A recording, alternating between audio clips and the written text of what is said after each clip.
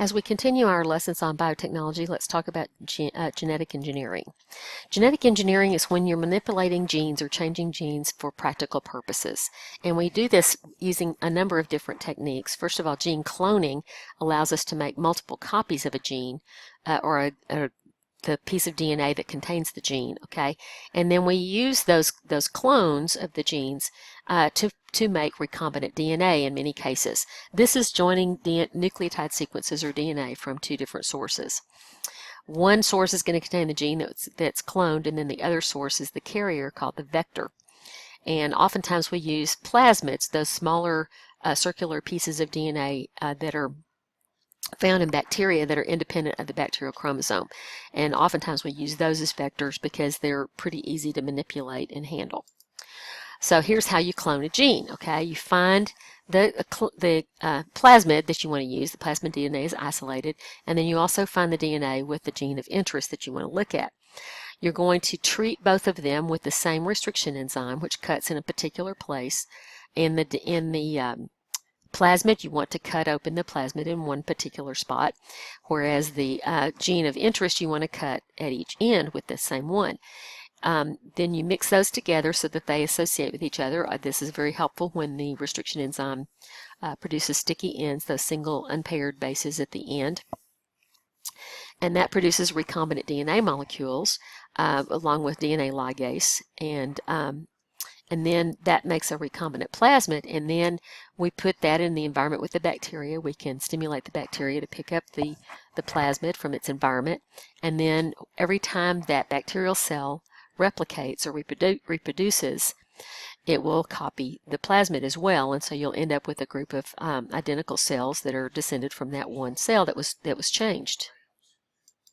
So when you look at it in pictorial form, here we have our plasmid isolated and our target DNA isolated. We're going to cut both with the restriction enzyme there. The targeted piece is going to be combined with the plasmid, and that gives us our recombinant plasmid, which is then taken up by the bacteria, and then you got the bacteria reproduces to produce lots of copies that can be used for various things. You can do this when you have changed a gene, for instance, to make bacteria that will eat oil from an oil spill, or to make various kinds of proteins. You can even use it to make things like hormones like insulin and things like that can be used for medical treatments.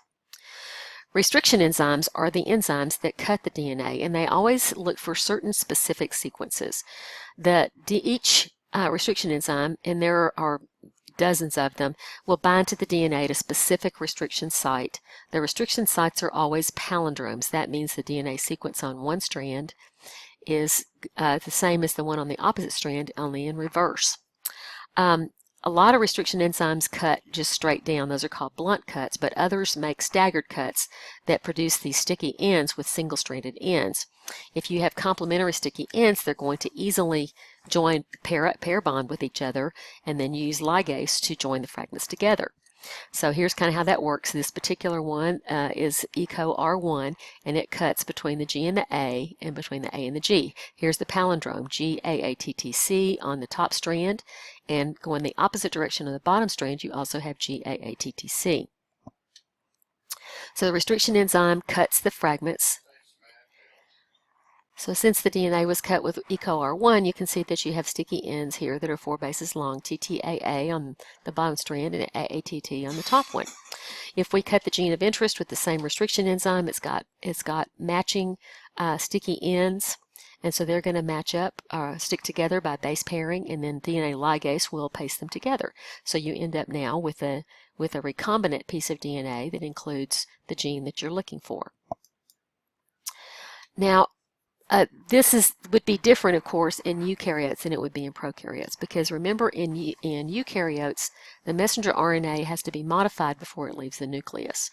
In eukaryotes, prokaryotes, since there is no nucleus, no modification is necessary, and the DNA of the genome is strictly just the sequence for the genes. In eukaryotes, there are extra sequences kind of in between and within the genes.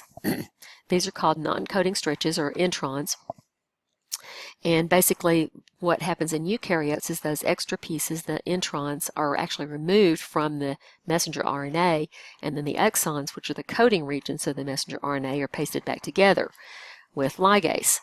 Also in eukaryotes, before the messenger RNA leaves the nucleus, you get a cap is added to one end and a tail to the other end, and that helps protect the messenger RNA from being degraded more quickly or as quickly when it enters the cytoplasm. Here's how this works. Here's our DNA, and within the region coded by the gene, there are some intervening sequences here that are not part of the coding part of the gene. They could be regulatory sequences for a different gene. They could be involved in something that maybe is coded for on the opposite DNA strand, on the complementary strand. There are lots of things that we don't necessarily understand, but those are parts that aren't part of the code for the gene, whatever that protein happens to be. So the messenger RNA then has a cap and a tail added, and then there are enzymes that will cut out, and they're called spliceosomes because they'll cut out the introns and splice the exons back together so that you end up with a messenger RNA with a cap and a tail that encodes only the coding sequence and not the introns. And then when that leaves the nucleus, it's ready to be translated into the protein. Now, so if we're going to use bacteria to make human or eukaryotic genes, then we need to have complementary DNA that is only the DNA that would form just the coding sequence, since the prokaryotes are not capable of cutting out the introns to put it back together. So what you do is use messenger RNA from the cell type that you're looking for, that's already in the cytoplasm, so it's been edited, and then reverse transcriptase, an enzyme that will take the messenger RNA template and make a DNA strand from it, is used to change it to DNA, and then DNA polymerase can produce the second DNA strand, the complementary strand, and you end up with complementary DNA, also called cDNA. Now this lets us look at a lot of different things differently. It lets us get gene sequences that are smaller and easier to handle. It allows us to use bacteria to make these various eukaryotic proteins of various kinds, and so that really makes it a lot easier to deal with than having to use another eukaryote to make the proteins. Here's kind of how that works. Here's our DNA of our eukaryotic gene with the introns and exons. The RNA transcript is going to be modified here. There's our modified messenger RNA, not showing the cap and the tail. We'd isolate that, then use our reverse transcriptase to copy the RNA into a DNA sequence. Okay, the RNA will get broken down, and then we can use DNA polymerase to synthesize the second DNA strand and have our complementary DNA with no introns. We also use some various other things called nucleic acid probes. These are probes that are DNA sequences that are complementary to a part of the gene that we're looking at, and they can be engineered to splice to bind selectively to clone DNA, single-stranded DNA. You can make the probes radioactive or fluorescent so that you can easily find them in your specimen, and that will allow you to separate out the gene that you're looking for instead of some of the other genes that you might have in the mixture. Here's our radioactive probe here, single-stranded DNA, and so we have other single-stranded DNAs here, and it's only going to match up with a complementary one on the gene of interest, and so this one right here is the only one that it matches with of the three that are located here. So you can easily find it out from your genomic library, which is usually on a card that has a bunch of different genes on it, and it lets you identify the specific one you're looking for. We use a lot of this to make genetically modified organisms. Okay, when we make recombinant cells, then we can use those DNA technologies to make a lot of different proteins, a lot of different products. And bacteria, like I said before, are most often used for this kind of thing because they have plasmids, And you can use bacteriophages as well if you need to have a vector for that cloned gene. They can be grown rapidly and cheaply. It doesn't take long to multiply them. And you can engineer them to make large amounts of your protein. Oftentimes, if they're making something like insulin or human growth hormone, they'll secrete those proteins directly into their growth medium, so you don't even have to separate them from the bacteria. You can just separate them out of the broth that they're in.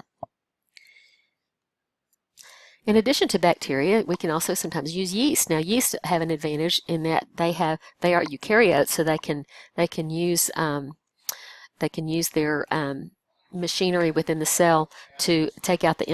And so sometimes they're better at bacteria at making some of these eukaryotic proteins. There are other things that have other kinds of proteins and other kinds of molecules that have to be made in mammal cells, particularly. For instance, some proteins that are useful for lots of things are glycoproteins that have chains of carbohydrates attached to them. A couple of them are listed here, the erythropoietin and factor VIII for hemophilia, and TPA, which is used for heart attacks and strokes. They have to be made by mammal cells because mammal cells are the only ones that have the machinery, so to speak, to produce proteins like that. Here's a table that's in your book in Chapter 12 that shows you some of the different protein products of different recombinant DNA technology and what kind of cells they have to grow in. And so it tells you there E. coli is used obviously for a lot of things. Saccharomyces cerevisiae is the yeast, of course, and then various kind of mammal cells that are used for these other kinds of products. There are a lot of things that are used nowadays. In fact, DNA technology has given the pharmaceutical industry a lot of things that are useful to use in medicine. There are a lot of things like therapeutic hormones like insulin and human growth hormone. It's also used for DNA technology is also used for testing for inherited diseases and detecting things like HIV, and also producing vaccines and things like that. So DNA technology has really changed the pharmaceutical industry and the medical industry a great deal since it's become in wide use.